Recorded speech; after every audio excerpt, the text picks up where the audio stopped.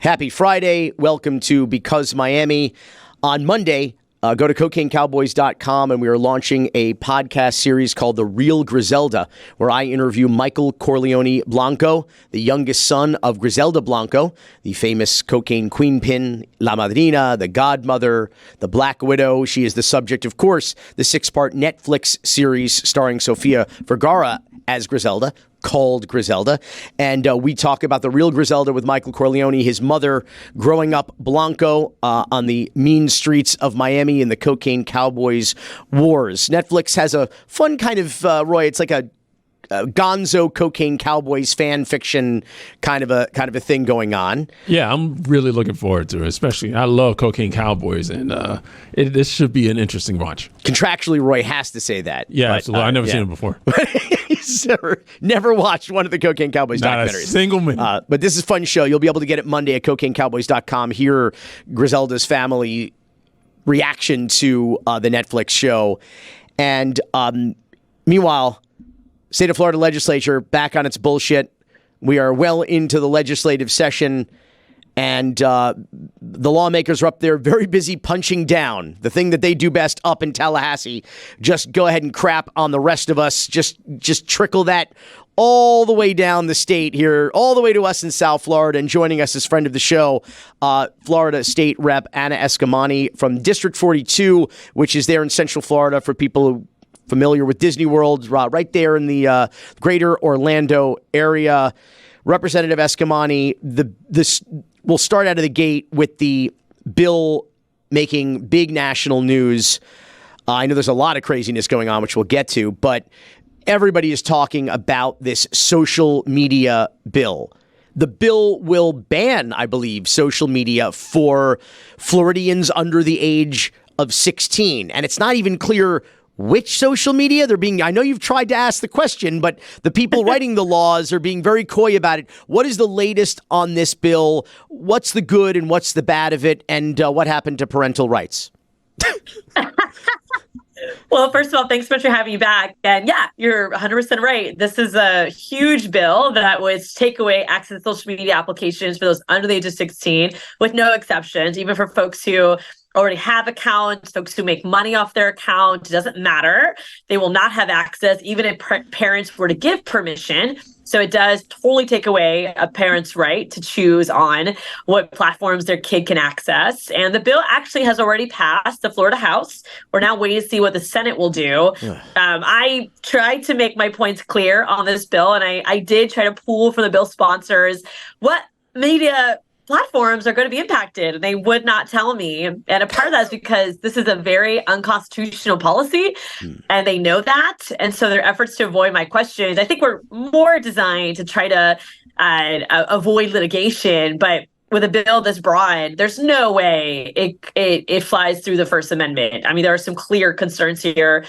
And I want to empathize with the fact that social media, it does have harmful effects. Don't get me wrong. I think we absolutely need to have child safety measures. And indeed, we have put such measures in place already. But to completely take it away just goes way too far. So, Anna, what's the point of wasting everybody's time if they know that it's going to be a First Amendment violation? Performative politics, Roy. What are you talking about? Everybody's running for something else, you know? You got it. Yeah, it's all about the headlines. It's all about, looking tough for the cameras. It's going to waste money for the public. As we've seen, Governor Ron DeSantis does not care about the Constitution time and time again. Even on this issue, though, even he expressed concerns about how far it goes. So, yeah, it's bad when DeSantis is like rethinking it, right? Evaluating it. So we'll see what happens. But it's definitely a performance. And it's frustrating because I think our constituents want us to focus on things like property insurance and housing affordability, and yet we're spending hours on the floor debating a social media ban. Oh, you mean problems that affect all of us on a an hourly basis? You mean those issues that you should be dealing with? Okay, that's an interesting idea. You're an iconoclast. Let me and here, Roy, if you don't know how it works, what happens now is most of these lawmakers are lawyers themselves, including the governor. So they know this is unconstitutional. They know it's going to be challenged. And what they do is they turn around and they give contracts for outside counsel to cronies and buddies in state, out of state, who bill up to $700, $800, $900 an hour that the taxpayers now have to pay for to defend unconstitutional bills that are targeting us. It's the circle of life. And it's not just because it's an election year. And they just want to say what people want to hear. And I want to be clear. I agree with the state rep that, like, this is not something that maybe should be totally unregulated. There are dangers on social media for young people. But here's the hypocrisy that I want to talk about, which I alluded to earlier. Okay, the Don't Say Gay bill. Every time I say that, people go, that's not what it's called. I'm like, but that's what it does, and that's what it is. It was called, like, what, the Parental Rights and Education bill. Oh, parents need to have the rights to control what content they're not politicians or, God forbid, professional educators or librarians, who are trained in this sort of thing. Now, we know the parental rights thing is bullshit anyway, but before we get into that, why doesn't parental rights apply to social media? Why can't parents do the job of regulating and not Big Brother and big government? Well, I'll tell you, we actually filed amendments to do that. I filed an amendment to change the bill away from a complete ban to curfews, so you can't be online between 10:30 at night to 6:30 a.m. My colleague, Representative Ashley Gant from South Florida, she filed an amendment for parental consent, so parents would be able to give permission. And neither one of those amendments passed. And so it's such an ideology of convenience. Time and time again, my colleagues will preach one thing and practice something else. And I do think a part of this is connected to the fact that younger people are becoming politicized at a younger age because of their access to information. So by cutting off that access to information, I think they are hoping to prevent what is an inevitable shift in the electorate of more progressive voters. Right. Better informed voters are a threat to politicians, and so they want to cut that out. But you also made another interesting point earlier that I think speaks to hypocrisy about another bill that's going through this dreadful legislative session. And you made the point that some young people who are so-called online influencers or whatever you want to call them, make a living. Some of them a good living, these young people, online using social media, and they do so safely and legally, not exploitatively. And I thought our friends in the Florida legislature are looking to increase the ability of children to go to work. They want children to be able to work at McDonald's and in the sugar fields, but they can't sit in the comfort and safety of their own home under parental supervision, making a living on social media, right? Child labor, isn't that the name of the game these days in Florida?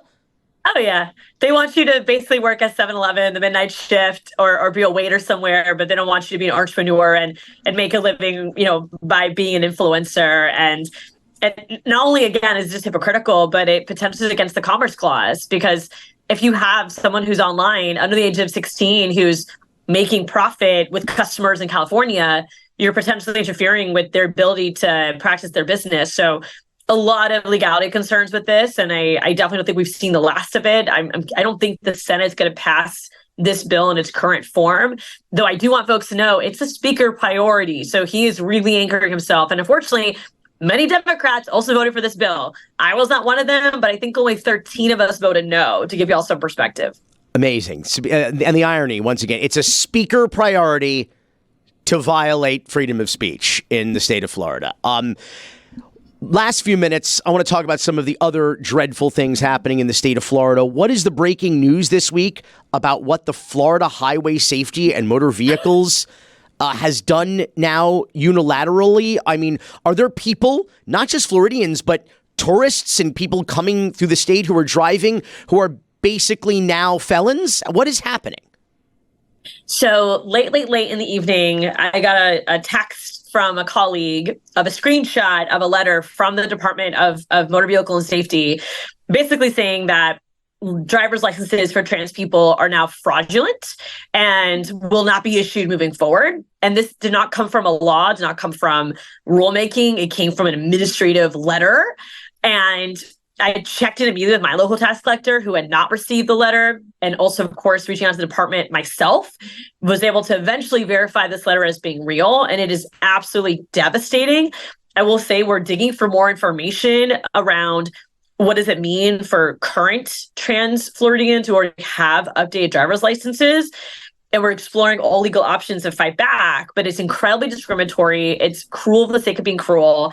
And it does create a lot of confusion for visitors to Florida who potentially, because they update the driver's license to reflect who they are, have now committed fraud.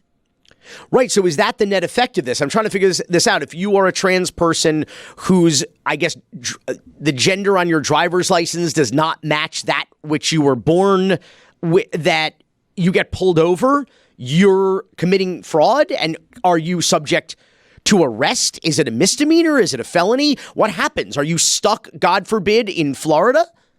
In jail? Like what? Like, I'm just trying to figure, I mean, like, because I get, trans people have just had too many rights. They've had it too good for too long in this country. And obviously the big bad Florida legislature, all these rich white men need to bring them down a rung or two. But these are, we talk about this like, it sounds like activism, but there are real human beings and their lives that could be severely disrupted by this. So what do we know is the real life effect of something like this? Someone's getting pulled over right now, probably outside this door. What happens to that person? Part of it is that we just don't know. This letter was one page that came out to us, no clarity, no process to counter an accusation of fraud. It really is designed to intimidate trans community members and to push folks out of the state of Florida. And what's really frustrating is that there was no public input. Most cases when a department creates a new rule, there's a public comment period. And right now in the legislature, we have two bills that are attempting similar attacks on trans people. And we're fighting those bills in committee right now. There's not even a Senate sponsor for these bills. So it definitely seems like the legislature really isn't interested. The fact that the Senate doesn't have a companion. And yet the department, who is led by a former Democratic representative, is now moving forward and putting this policy forward. So we don't have a lot of answers. We're seeking that clarity right now, but it is very scary. And for a community that's already under attack, it's just so unnecessary. And again, demonizing people for who they are when we should be focusing on going after corporations that are jacking up insurance rates and actually trying to make life better for people, not make it harder for a community that's already being marginalized. And not that it would matter if there were bills or laws, because this was done unilaterally by bureaucrats, by unelected officials in the state of Florida. So it doesn't even matter. Everybody is in this government is weaponizing whatever little or lot of power they have to target already disenfranchised, underserved, if not entirely unserved people, because Florida, Roy. Florida Rep. Anna Eskamani, thank you so much, as always, for joining us. Get back to work. I good luck. Do your best, please. Thank you. I will take all the luck. Thanks, guys. I hope to see you soon. Brightline has the highest death rate among U.S. railroads. It's the 100th death since Brightline started. Cruising Miami-Dade through all the South Florida pine at calamitous speeds, careening stop to stop. When they say hit or miss, they never mean it like this. When they say hit or miss, when they say hit or miss, riders falling asleep or distracted by screens. They can't possibly know there's another death scene up ahead on the tracks, or they'd surely be sick. Someone severed in half, but it's just a mishap. Now Darwin has a laugh. Now let it go. Please let's not get too far in the weeds on this growing death toll. Well, everyone loves a train. Breakneck speed, plowing through communities. People meeting their demise. Can't stop them, they're privatized. They say that pedestrians always have the right of way. But how many more need to die from Mr. Brightline?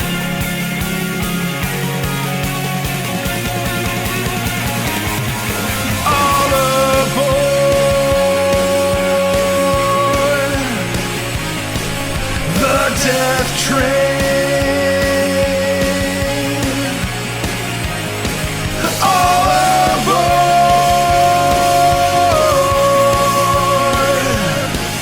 the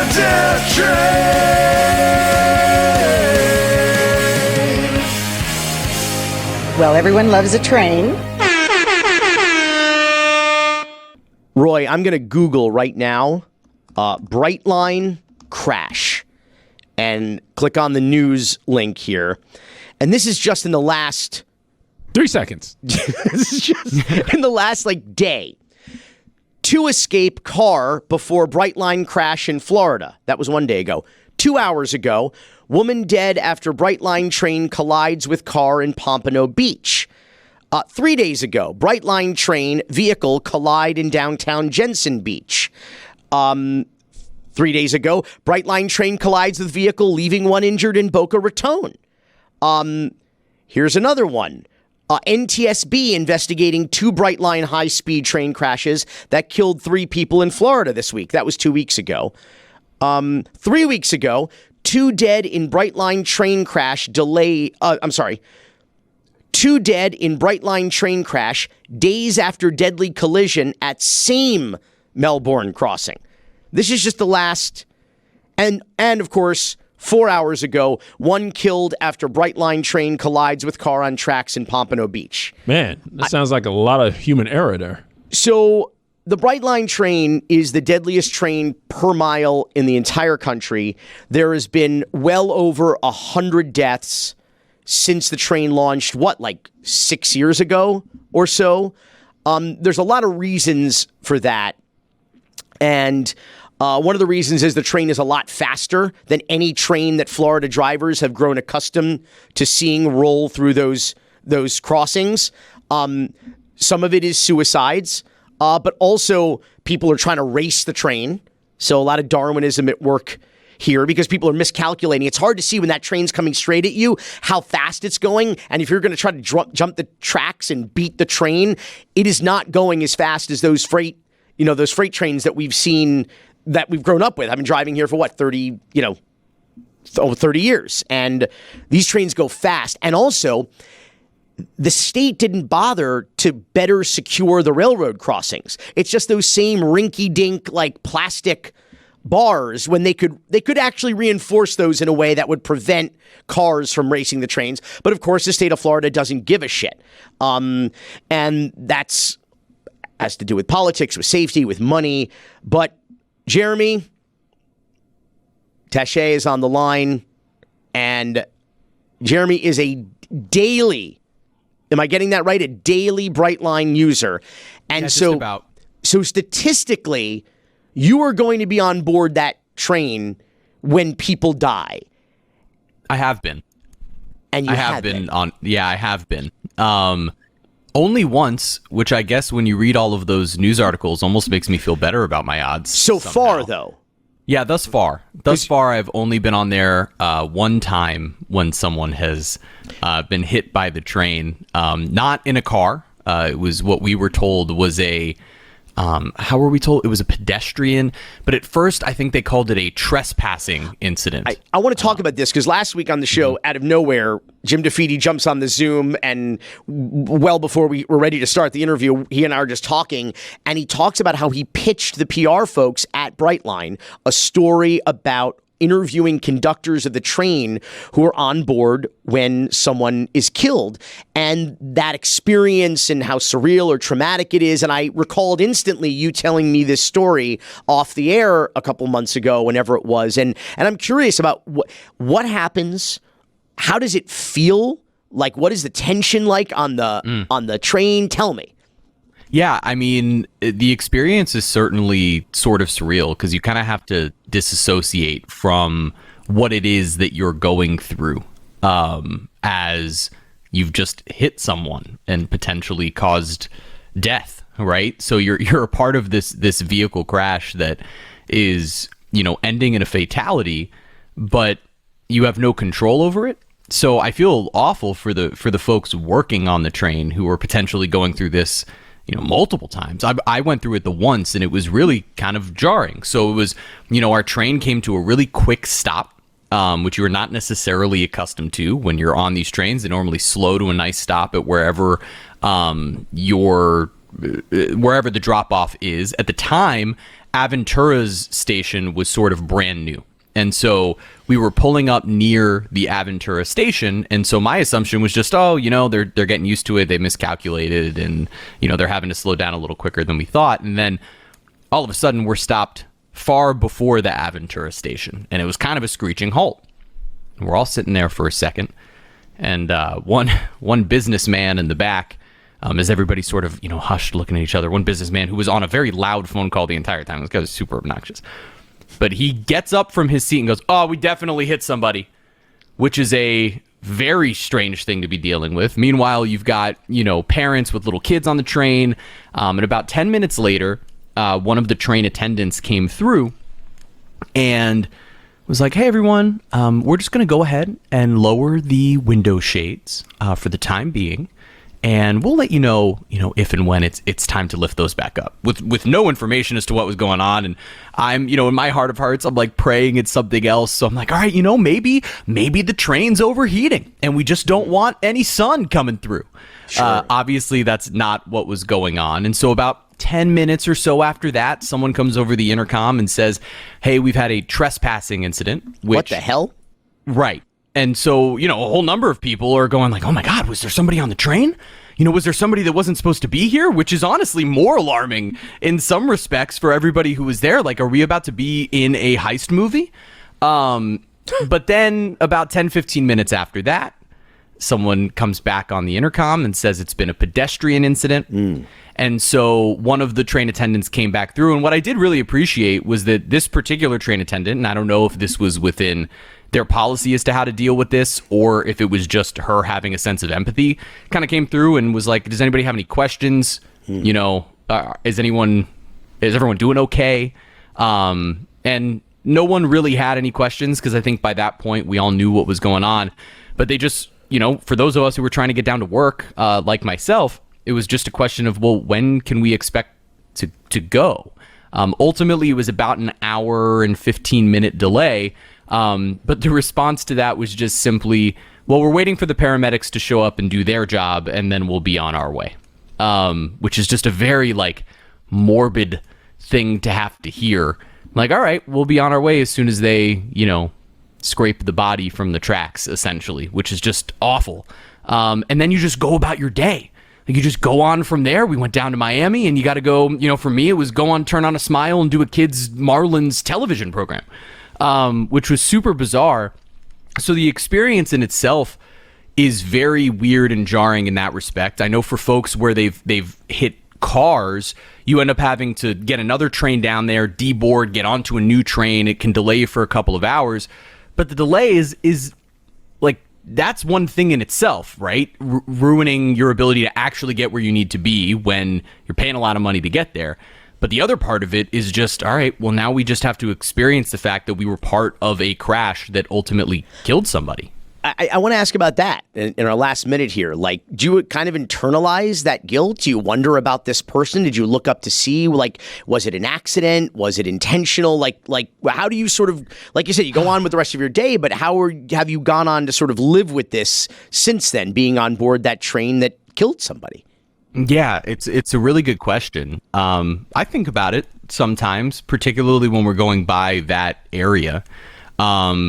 I purposefully didn't look it up, and I choose to try to and maybe this is the wrong thing to do, but I choose to try to, gosh, it's all so morbid, right? But to hope that it was someone on purpose, putting themselves in that position, because it's kind of the only rationalization you can get into your head of any of it being okay. Because then when you start to imagine, what if this was just a person who was trying to cross and didn't, like you mentioned just before, didn't really understand the speed of the train. There's a new station here and they're just trying to go to Aventura Mall. What if it's someone with a family who now has died accidentally? And either way, I mean, no matter the case, it's so horrible. So yeah, I mean, you just kind of have, as odd as it is, you kind of just have to disassociate from it and hope that you can move on and still enjoy the experience on the Brightline, which is hard. Next time, Roy, we're going to talk about the politics of the Brightline. The fact that station that Jeremy was just talking about cost taxpayers $75 million, despite the fact that this is an entirely privatized operation run and owned by the Abu Dhabi Sovereign Wealth Fund. Yes, kind of like a ballpark. Yeah, it's somehow even worse than that. This segment, other than that, it's really great though. Yeah, I'll tell you. Other than that, super great, really clean, really nice experience. So Skittles, expensive. All you can eat Skittles in first class, no less. Yeah, that's true. That's true. As long as you're willing to pay $75 a trip. This segment was brought to you by Brightline. You will make it to your destination eventually, but not everybody will. Jeremy Taché, thanks so much for being here. Thanks, Billy. So climate gentrification is happening, and Miami is being affected in the worst way. There's a change coming to this area. They're going to come take Liberty City because we don't flood. All the people that are planning this don't live in this community. Liberty Square is the heart.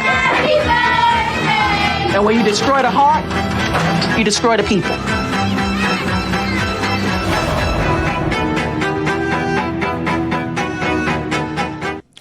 Raising Liberty Square is a stunning and powerful new documentary that almost didn't premiere this week on PBS, thanks to a letter sent by the very powerful and politically connected multi-billion-dollar multinational company, Related Urban Development Group, subsidiary of Related, very powerful company owned by George Perez, and his partner was Stephen Ross, the owner of the Miami Dolphins, and they were not happy about their depiction in this documentary, which I was a little surprised about. I found the piece to be extremely objective and fair piece of embedded journalism, no less, that took years and years to make and to put together about the redevelopment of the Pork and Beans, some of the oldest projects really in the country, one of the oldest neighborhoods in Miami. And of course, it is on very high-lying land. There are parts of Miami Beach with multi-million-dollar homes that are 0 feet above sea level.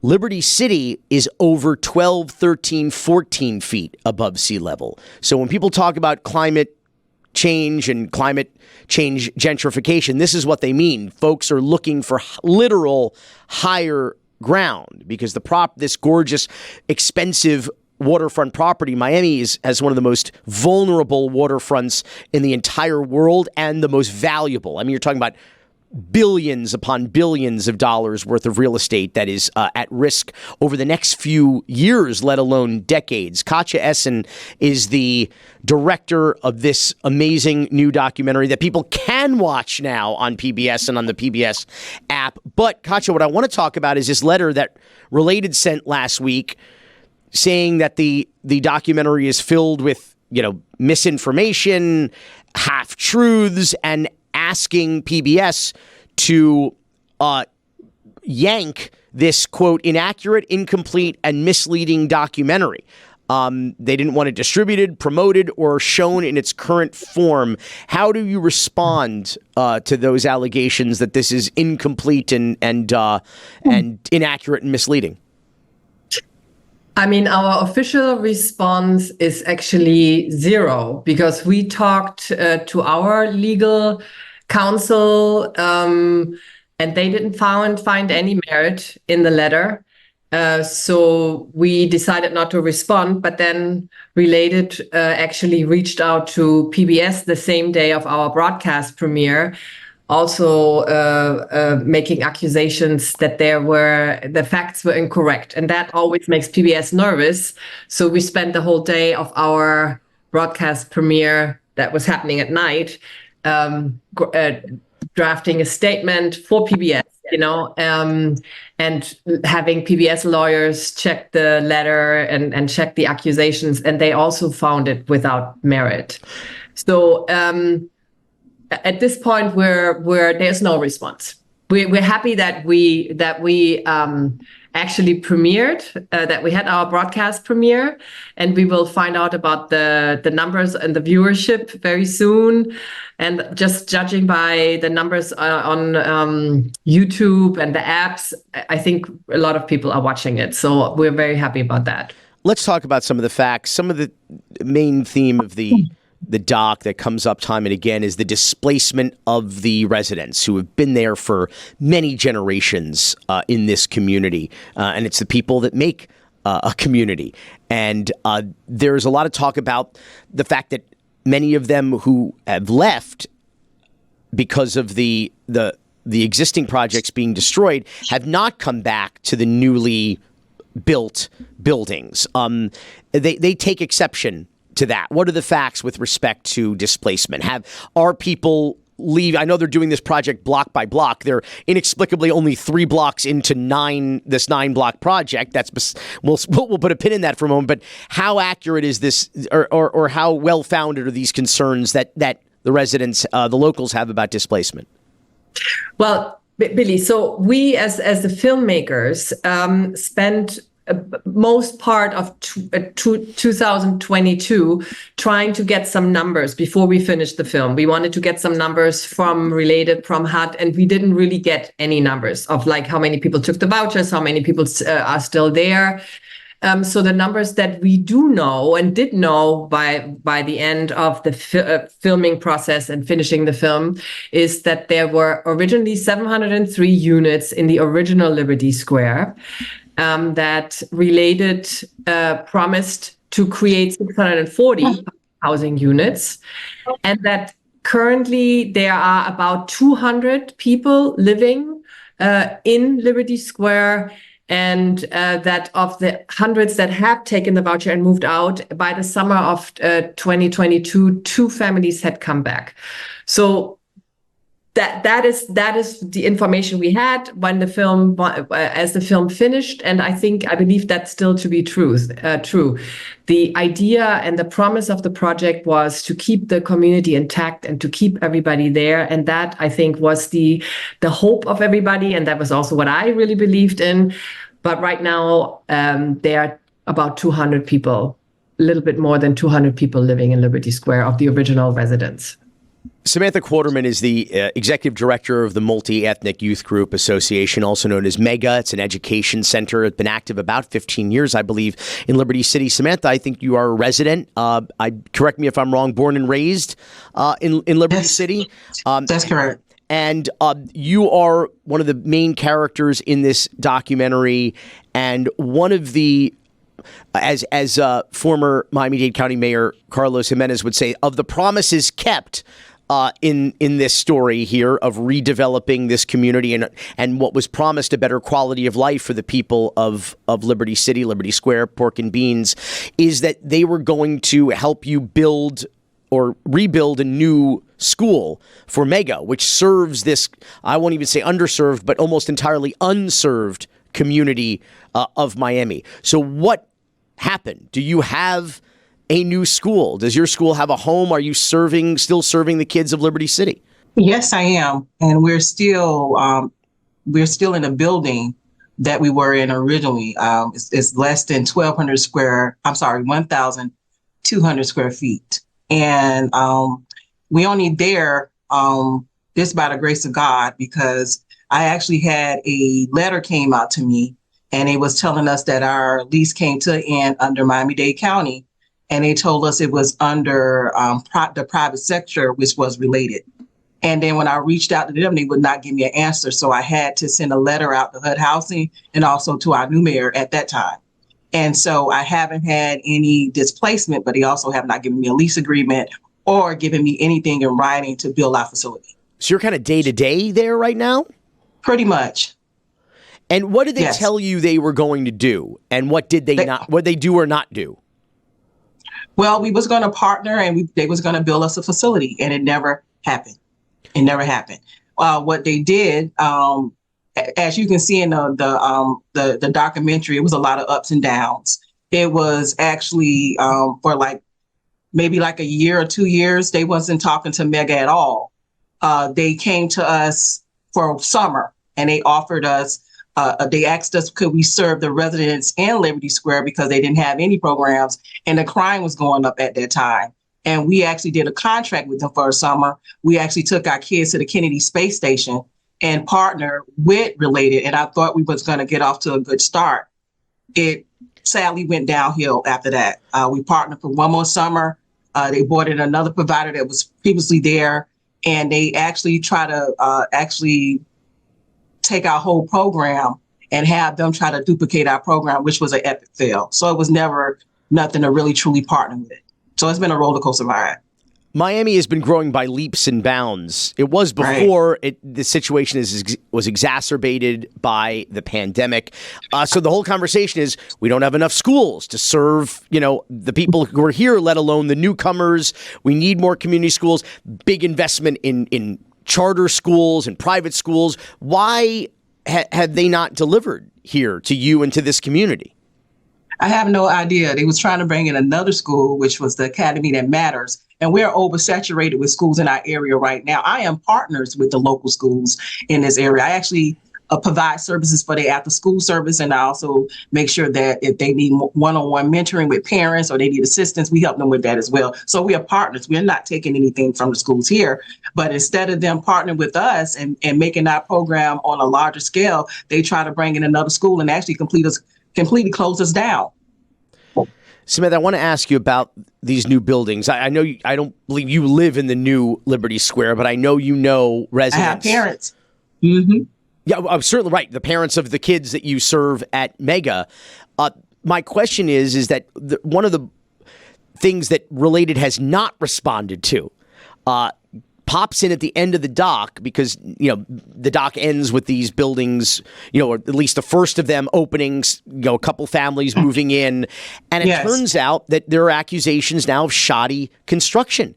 There are leaks. There is allegedly mold. There are residents who are getting sick. There are roaches, rats. Tell me, these are newly constructed buildings by one of the biggest, most powerful and successful developers in the whole world. What is going on in the new Liberty Square?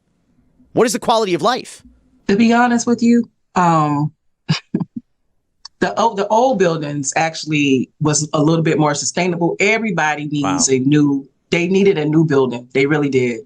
That land was historical. It would have been better if they just really rehabbed the land that they already had. They having some of the same problems that they had when it was in the old Liberty Square community. So it's not really better.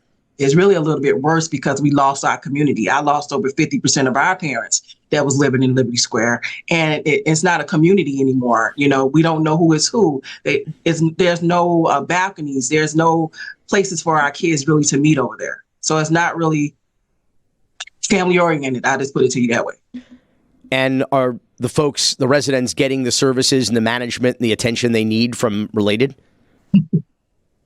Is that a no comment, or is that it's a little chuckle? Take the fifth. No, I take the fifth. Samantha Quarterman is the executive director of a fabulous organization, Mega Learning Center in Liberty City here in Miami. Katja Essen is the director of Raising Liberty Square, now playing. Katja, where can people see it? They can see it on PBS. Basically, right now we're the spotlight on PBS, so people just really have to type in Raising Liberty Square and video, and it will come on YouTube. But you also can download the PBS app. Any time people want to see it, it's through the end of April. It's on PBS for free for everybody to see. And that is Raising Liberty Square, RAZING. Yes. It is a powerful piece, and it is about Miami, but it is about everywhere. It is about the world, and it is about how our world is changing, and I recommend everybody listening watch it right now. Samantha Quarterman, Katja Essen, thank you so much for being here.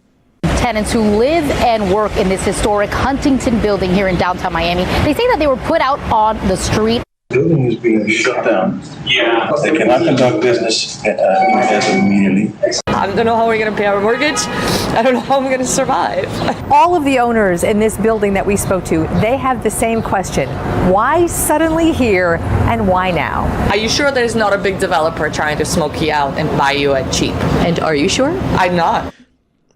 Miami can be difficult to explain and even harder to understand. If you listen to this show, you probably wonder a lot, what the hell is this guy talking about? Like, can this be real? Can a place be this backwards, this corrupt? every once in a while, a story comes along that perfectly encapsulates, Roy, what it is that we talk about on this show and how, in fact, backwards and corrupt that it is. Right down the street from the studio here is the Huntington Building, built in 1925, a building that has passed every safety, fire code inspection practically for the last 100 years. And then all of a sudden, 11 months ago, they're forcing 70 small business owners. And Roy, this is a office condo. So these folks they've got hundreds of thousands of dollars invested in these properties because they own these offices and they make a living out of these offices. And Francis Suarez, the mayor of Miami, pretends that Miami is some kind of business-friendly place and you need to bring your companies here and move here because the government is so, effective and efficient. And quite the contrary, Roy. The woman you saw in that video is Diliana Alexander. She is the executive director of the nonprofit organization Filmgate, of which I'm a proud supporter. It's an organization that promotes filmmaking in Miami, offering extensive year-round educational programs, film screenings, festivals, and competitions. And they do it all out of their office in the Huntington Building, which, Diliana, you have been out of now for almost a year. You have been deprived of your private property rights, which is what this country is all about. And why you are actually here in the first place.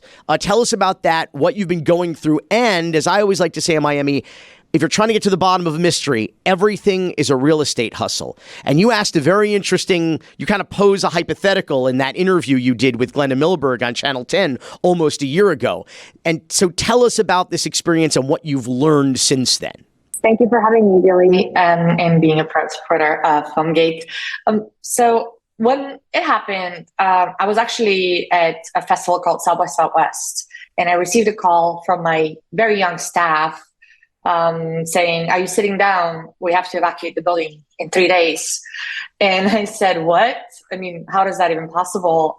We've done all of, when we purchased our floor with all of our savings, my mom and I, we thought we were doing a really smart thing because when we started our organization, it started in Wynwood. Wynwood became impossible for artists to survive in. So a lot of artists moved, as you know, up north. We moved to downtown Miami. We were so excited. And we spent a year, little by little, renovating the different spaces on the floor and creating a small theater and a green screen room and a photography studio. We had filled it up. We just celebrated our 10-year anniversary with two commissioners there. And then I'd left. And then literally 2 weeks later, we were being told that the building is condemned. Now, Diliana, have you ever felt in danger there? Have you ever felt that there was life safety issues in this building? Not at all. I mean, we had a hurricane that, it didn't really hit Miami, but it was really close where a lot of buildings lost electricity. There were floods where we didn't lose electricity, we didn't lose Wi-Fi. Everything has been sturdy. It was built in the 1920s by a Detroit architect. I love that building because I know it's done solid. It's there to stay, and it's history. It's a historical building. So it was shocking to me. The issues that they threw you out. I mean, everybody knows, of course, the horror story of the Champlain Towers years ago. 99 people killed, some of them while they slept, and their building collapsed in Surfside here in Miami-Dade County. Are there cracks in the foundation, in support columns? Are those the issues that you're aware of, that the fire department, they came in like stormtroopers, like there was like an army of police cars and firefighters marching through the hallways. Was that the issue? Well, I mean, that's what they said it was the issue, but apparently it wasn't the issue. They didn't even put a violation when they evacuated the building. They didn't give us any time to cure the violations, which is the usual way to go from all of our research, talking to architects and people in the city after the fact. They just said, condemned, leave. So we think that what they were trying to do is basically make it seem that it's so dangerous to be there and it would get it should get destroyed, as a historical building. But in fact, this was something. This was a problem with like a stairwell that you didn't even really know existed or ever used before, right? Or ever used, because there's 2 stairways. So I think you already know that at first there was a fake fire code violation that was put on the door. And then we questioned it, so they changed it. And then they told us, you need to have 2 exits that lead outside, all the way outside, according to code. Turns out that's incorrect.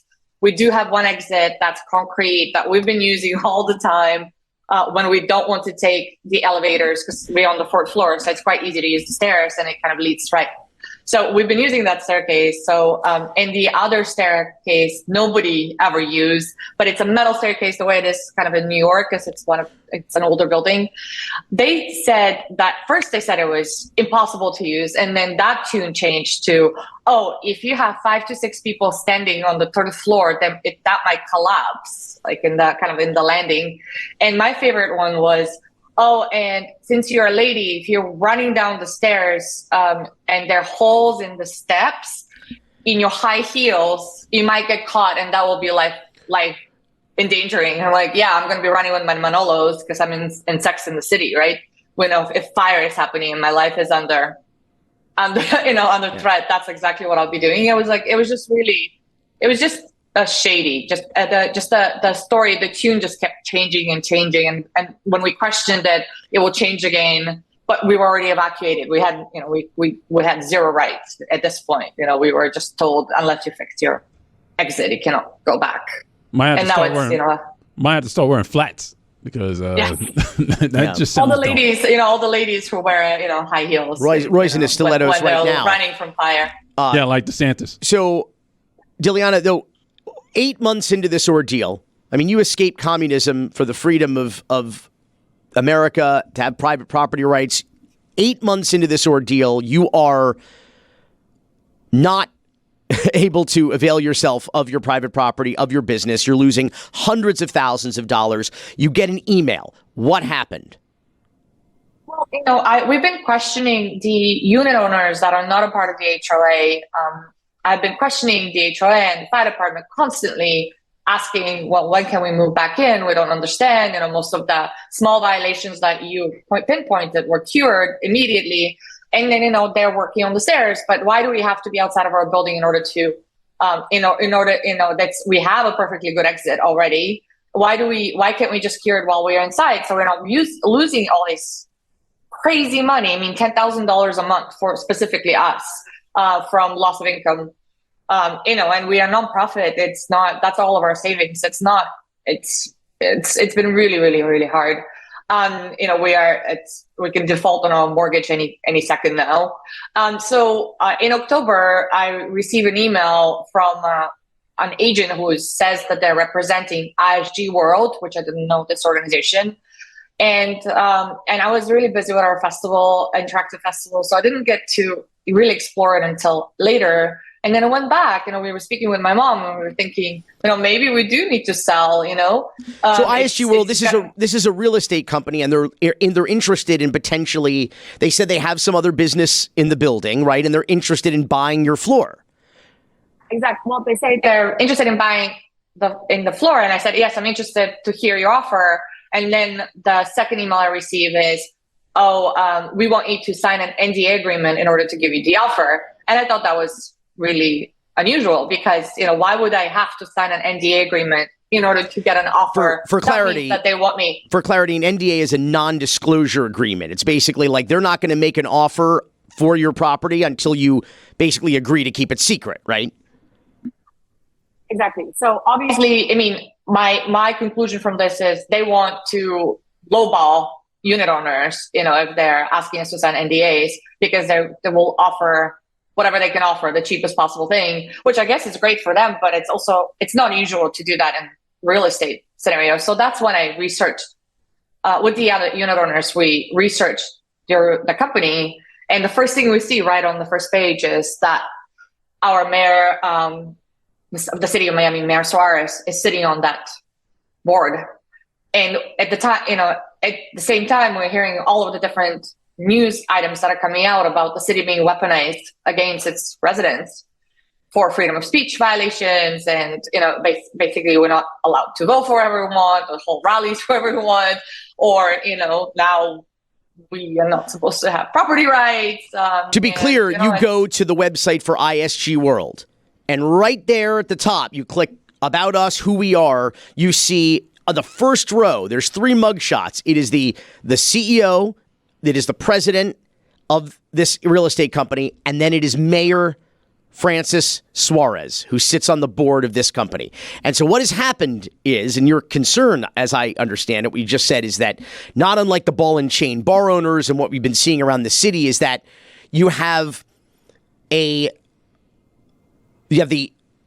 fire department coming in, pushing you guys out of your building for kind of mystery reasons. You're not able to get clear answers, and you get this email. Someone wants to buy basically your distressed property at this point, right? You haven't been able to use it, so you're maybe more inclined to sell. Maybe they can get it for a bargain, pennies on the dollar, because it's obviously, not only is it you're not getting the use of it, but it's losing value because there is no use for it right now as far as the city is concerned. And you realize that the person looking to kind of prey on you and your neighbors and fellow unit owners is a real estate company that is the Mayor Francis Suarez's real estate company. This is what we're talking about right now, correct? That's what it appears to be. Yes. So I know they put out denials. ISG says, we didn't even know about this. The mayor knows nothing about this. So has the mayor reached out to you then to help you remedy whatever these violations are in your building so you guys can, pro-business, get back in there, get up to code, and get back to work? Save these businesses and save these jobs. That was also something that Mayor Cava reached out to me, but she's not responsible, and her fire department is not responsible for what happened. But no, the mayor put out a denial, but he never reached out to me to say, how can I help? How can I help? Diliana Alexander, Executive Director of Filmgate. Folks, go to filmgate.miami. Help them out. It's a wonderful organization, and I'm a proud supporter, and it's always good to see you, Diliana. Thank you. Thank you so much for having me. Roy, are you sitting down? Barely. You're not going to believe it. What? Your boy Francis Suarez? Not my boy. Back on his bullshit. So, latest in the Miami Herald from our friends Sarah Blasky, Joey Fletches, Tess Risky, Alex Harris. Miami Mayor Francis Suarez again caught exploiting his public position for private profit at the expense of his constituents. He and his top aides, this is according to newly released emails that the Miami Herald obtained, he and his top aides, so city employees, on city time, on the city's dime, were lobbying the city for a no-bid contract for a software tech company that was simultaneously negotiating a deal with another tech company that pays the mayor $20,000 a month. So, and that they got that deal. So basically this deal that benefited Francis Suarez's wallet. This is a man who went from a negative net worth when he first took public office, is now worth $4 million. Quintupled his net worth just since he became mayor alone 5 years ago, and doubled his net worth each year for the last 2 years in a row. This guy's still hustling and basically working as allegedly an unregistered lobbyist for these private companies. Ethically, that sounds pretty fishy. And perhaps legally, not just ethically. How can I help? So this week was also the State of the City speech that the mayor gave at Camilla's house. Spoiler alert, State of the City's broken. Yeah. Right, it's broken. And so when he gave that speech, he talked about how, the government needs more transparency, bro, okay? If you put garbage in, you're going to get garbage out. And so he then spent the rest of the morning after the State of the City running away from the press, who was trying to ask him questions, obviously, which is the job of the press, about what is he up to here? And so the great Glenna Milberg of WPLG Local 10 tried to ask him, do her job, tried to ask him some questions about this in by the way, a stunning Francis skin jacket, it looks like she's wearing there. Either that or she's been doing some python hunting in the Everglades. But shout out to Glenna Milberg, who is way too good at her job as far as Mayor Ponzi Postalita is concerned. And this is this week's Miami Moment, Cocaines. You know, there is no doubt that Mayor Suarez wanted his really positive, forward-thinking State of the City address to be the big headline today. But that was before more questions about whether he used his city power for private gain. He has continued to say, and answered some questions, that he has not, that he's done nothing wrong, but he has yet to bring those receipts. Our Miami story is one of sustained achievement. The mayor's soaring Miami story comes hours after a sobering Miami Herald story. More emails raise more questions about whether Francis Suarez used his position as mayor to benefit private employers. Following the State of the City speech, the mayor's movements were managed, protected, directed. He would take questions from one reporter at a time behind closed doors. The conclusion is I didn't do anything to benefit anyone, and I've said that many, many, many times. I'm going to continue to say that. The questions started after Suarez's ill-fated run for U.S. president, for which he had to, for the first time, file sources of income, his jump in personal wealth, from a list of companies that hired him or contracted with him. Miami public records reveal some of those same entities were requesting city favors for their businesses and emails suggesting the mayor helped. Do you think those companies would have you on the payroll if you were not in a position of power in the city of Miami? So again, your question already has a flawed premise that I'm working for 12 companies. The mayor suggested I and others did not do enough homework, jumped to wrong conclusions. To respect that position, I rephrased the question. I'm done. I'm done. Thank you. I'm done. One company. I'm done. One company that's hired you, do you think they might have if you were not the mayor? She's standing here going outside. Mayor, can you just answer that one question? There would be no more questions, and none at all for Miami Herald reporters who had been waiting their turn.